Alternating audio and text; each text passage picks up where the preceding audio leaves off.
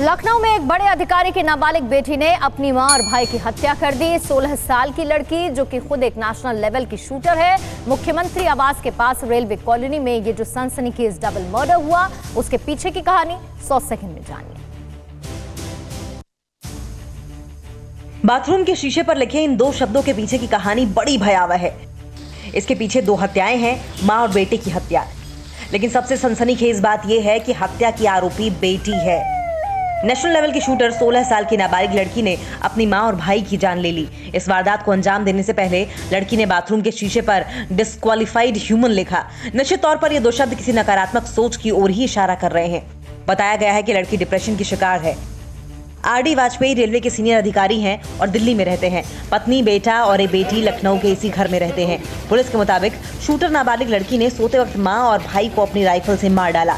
UP की राजधानी लखनऊ के गौतमपल्ली इलाके में डबल मर्डर से सनसनी फैल गई। आप देख सकते हैं ये जो बंगला है ये आरडी वाजपेयी का है। आरडी वाजपेयी जो कि रेलवे में एक बड़े अधिकारी हैं और रेल भवन में दिल्ली में वो पब्लिक रिलेशन ऑफिसर के पोस्ट पर तैनात है और उनका ये आवास है। इसी आवास में हत्याकांड को अंजाम दिया गया है, जिसमें उनकी पत्नी और उनके बेटे को गोली मारकर हत्या कर दी गई।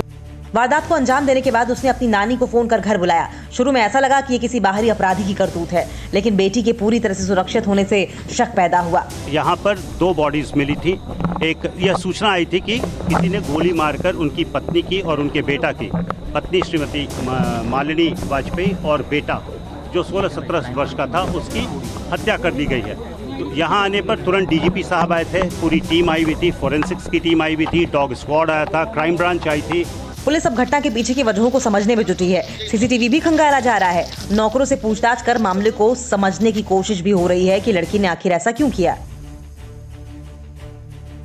उत्तर प्रदेश में बेटियां कितनी सुरक्षित हैं, इसकी बानगी एक बार फिर से दिखी है। मथुरा में जहां स्कूटी से घर लौट रही लड़की को बाइक सवार गुंडे छेड़खानी उसके साथ करते रहे सरेआम।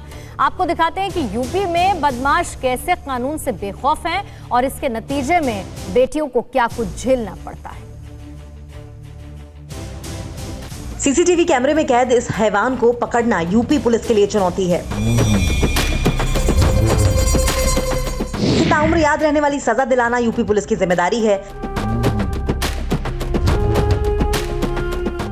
राहत की बात बस इतनी है कि यूपी की एक और बेटी के साथ बड़ी अनहोनी होते होते रह गई, वरना बाइक सवार इस मनचले ने तो कोई कोर कसर नहीं छोड़ी थी। ये लड़की शुक्रवार शाम ड्यूटी कर स्कूटी से वापस लौट रही थी। इसी दौरान हाईवे पर पीछे से आ रहा एक बाइक सवार अश्लील कमेंट्स करने लगा। उससे बचने के लिए लड़की ने अपनी स्कूटी की रफ्तार तेज कर दी तो युवक भी बाइक तेज चलाते हुए उससे छेड़छाड़ करने लगे। तभी स्कूटी अनियंत्रित हो गई और हादसा हो गया, जबकि बाइक सवार गुंडा वहां से चलता बना।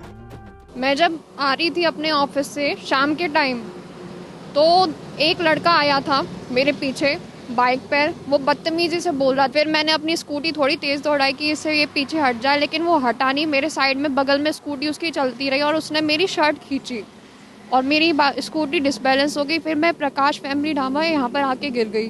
फिर वहाँ सबने फिर मुझे बचाया है। हाथ पे आई है, पैर पे बहुत ज़्यादा चोट आई है। उम्मीद है कि महज 2 हफ्ते पहले हुई सुदीक्षा भाटी की मौत यूपी पुलिस को याद होगी। तब यूपी पुलिस ने ये कहकर मामले को रफा दफा कर दिया था कि मामला सिर्फ एक्सीडेंट का है। तब न घटना किसी सीसीटीवी कैमरे में कैद हो पाई थी और न ही जानकारी देने के लिए बदकिस्मत सुदीक्षा बची थी।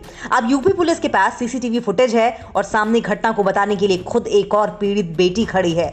इंतजार रहेगा बदमाशों गुंडों के अंदर खौफ पैदा करने में नाकाम पुलिस के बहानों का नहीं, मुकम्मल कार्रवाई का।